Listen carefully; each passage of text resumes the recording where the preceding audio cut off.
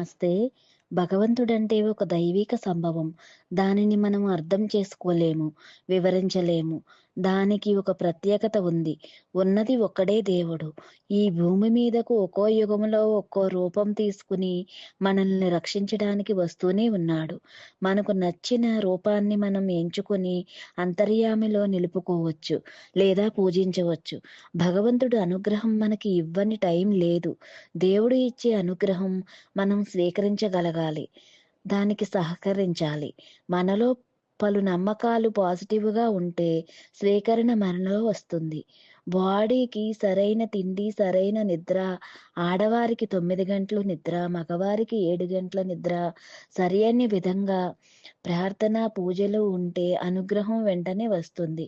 పూజలు చేసే పరిస్థితులు లేని వారు మానసికంగా హృదయంలో ఉంచుకొని పూజించవచ్చు, మాట్లాడవచ్చు. మనుషులను భగవంతునికి దగ్గర చేయాలి. ప్రతి దేశానికి ఒక రోల్ ఉంటుంది. అమెరికాలో ప్రతి మనిషి చాలా సుఖంగా జీవించాలని అనుకుంటారు. చైనాలో మనిషి దగ్గరగా ఉండాలి, బాంధవ్యాలు బాగుండాలనుకుంటారు. భారతదేశంలో మనిషికి భగవంతుడు దగ్గర అవ్వాలని భారతదేశం యొక్క ధ్యేయం. ఆధ్యాత్మికత అంటే మనిషి భగవంతునితో కలిసి ఉండటం. ఇది మన సనాతన ధర్మంలో మాత్రమే సాధ్యము. శ్రీ పరంజ్యోతితో మైత్రి అనే ఛానల్‌ని సబ్స్క్రైబ్ చేసి, లైక్ చేసి, షేర్ చేయండి. ధన్యవాదాలు.